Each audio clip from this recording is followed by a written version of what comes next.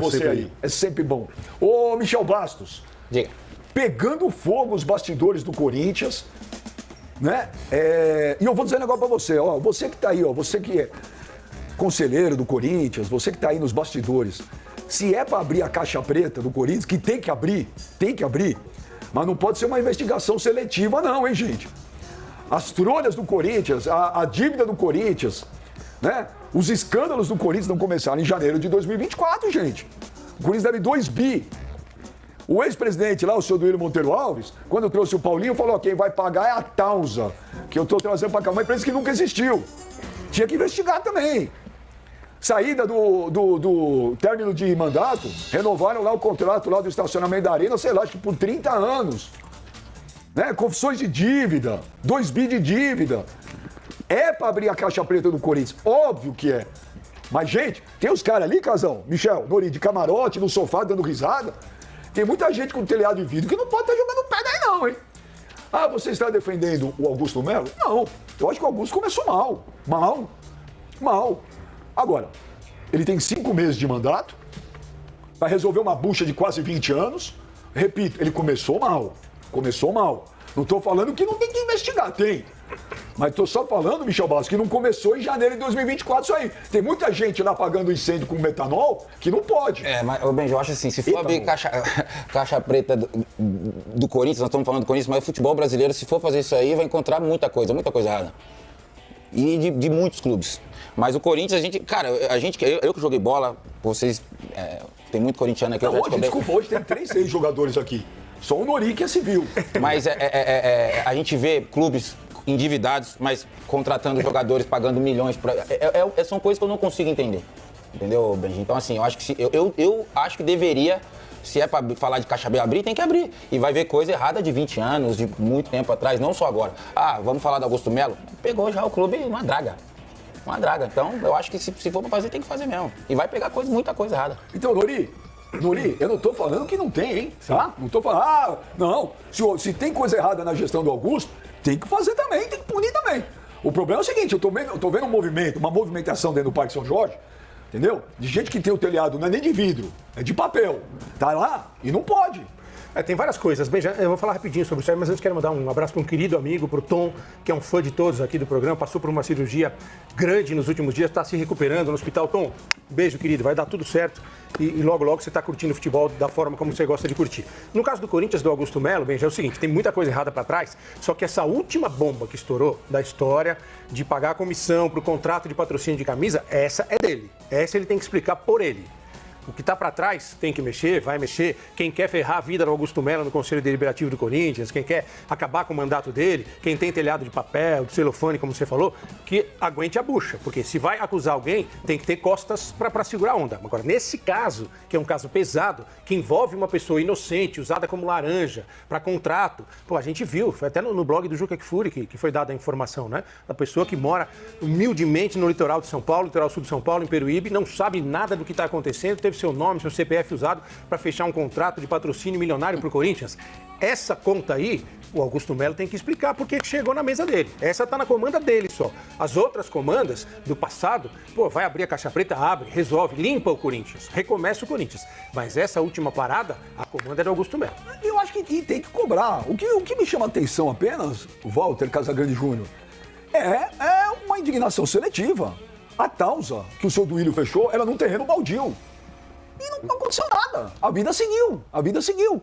Entendeu? E agora estão lá jogando pedra. Casão, você que conhece como ninguém aí os bastidores do Corinthians, você nasceu dentro do Parque São Jorge. Como é que vai terminar essa história? Essa história tá feia, hein, Casão? Então, boa tarde a todos. É assim, cara, sempre fui corintiano desde garoto. E tem uma coisa que eu sou apaixonado no Corinthians. Hoje em dia, tem uma coisa que eu sou apaixonado no Corinthians, que é o Parque São Jorge, que é o clube. Eu nasci naquele clube. Eu cheguei com 7 anos lá. E o que mais me machuca não são os resultados negativos. Nossa, a gente faz as críticas pela nossa profissão. Mas o que me dói, o que me aperta, é ver o estado administrativo do clube. Cara, o Corinthians, eu ficava lá, quando eu era garoto, à noite, treinando futebol de salão, esperando apagar a luz e o segurança sair lá da fazendinha, para eu ir com meus amigos pular a grade para bater um pênalti dentro do campo do Corinthians, pela paixão pelo futebol, pela paixão pelo clube, né? Tem muitas coisas ali que fazem lembrar a minha vida, muito ter o bonde no parquinho. infantil, que eu ficava sentado lá, passei momentos tristes lá.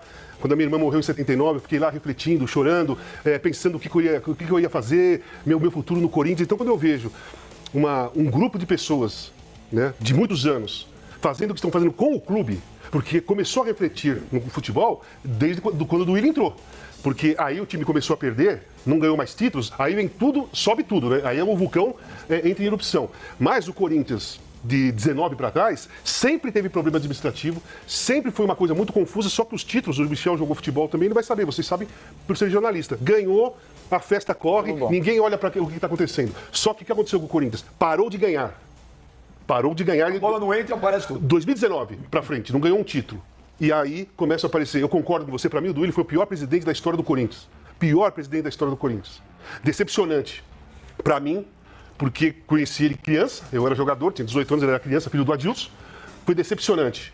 E o que mais me deixa irritado com essa situação é que esses caras que saíram fizeram de tudo para ficar. Fizeram de tudo para ficar. E quando perceberam que a coisa não ia dar, eles fizeram de tudo para prejudicar aquele que vinha depois, que é o Augusto Melo, que começou mal, tem que responder por muita coisa, inclusive como o Nori falou, esse negócio do laranja, negócio do patrocinador vai abandonar ou não, cadê o dinheiro, o Duílio tem que falar da Caixa Econômica. Pô, 5 dias antes de ter a eleição, estava tudo fechado. Caixa Econômica, vamos pagar a arena, o dinheiro vai entrar. Ele perdeu a eleição, ninguém fala na Caixa Econômica. Quem vai explicar a Caixa Econômica? Tem alguém do Corinthians aí, Duílio, você vai dar uma entrevista e explicar por que não deu certo a Caixa Econômica, já que você falou que estava tudo certo? Então tem que cobrar essas coisas, de todo mundo, inclusive do Augusto. Mas eu, como sou envolvido com paixão, no negócio do clube, principalmente, eu fico muito triste porque, porra, é o Parque São Jorge, cara. O Parque São Jorge não pode estar desse jeito. Não pode estar cheio de gente ali que não está nem aí pro Corinthians. Que dizem que são corintianos e, na verdade, estão prejudicando e muito o Corinthians. Estão acabando com o Corinthians. Estão jogando a história do Corinthians no lixo. Eu não estou falando do futebol. O futebol tá mal, daqui a pouco fica bem, sei lá. Começa a bola a entrar, ganha um título e tudo mais. Mas a administração, a história do Corinthians está sendo jogada no lixo. O dirigente sabota o próprio clube? Você viu isso na tua vida? Não, eu não vi, mas eu estou vendo agora. Está muito nítido. Michel, dirigente, você já viu dirigente sabotar o próprio clube? Pelo que você está vendo no Corinthians, está tendo isso lá dentro também? Cara, ver a gente não vê, mas, cara, a gente deduz. Tem certas coisas que a gente fala, não tá certo, não tá errado. Não posso pegar aqui, apontar o dedo e falar, não, esse fez e aquele ali fez. Mas eu tenho minhas dúvidas. Eu tenho certeza que tem muitos que já fizeram coisa errada eu falo, e é que nem no relacionamento. Vou falar um negócio pra você. Tem uma que a gente fala, se procurar, acha. Se for procurar, vai achar. Mas eu falo, Noriega, eu falo. O que está acontecendo dentro do Corinthians é uma vergonha. Caras que se odeiam estão juntos agora. Como você acha que os caras passam a notícia pro repórter, por exemplo? O cara ninguém inventa a notícia, alguém passa a notícia para ele.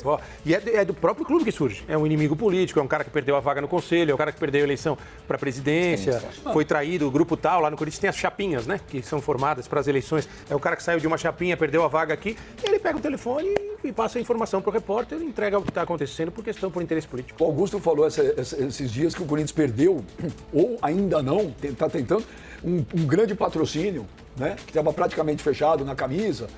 E não sei também se é o mesmo para o naming rights, que pode até trocar o naming rights da Arena, que por causa desses escândalos todos, a empresa deixou. Claro. É o Mercado Livre, tá? A empresa é o Mercado Livre. Claro. Mas você acha que a empresa está errada? Não, tá certo. A empresa está certa. A Vaidbet também lançou um comunicado a empresa tem um nome. Dizendo que quando foi procurada foi através do intermediário.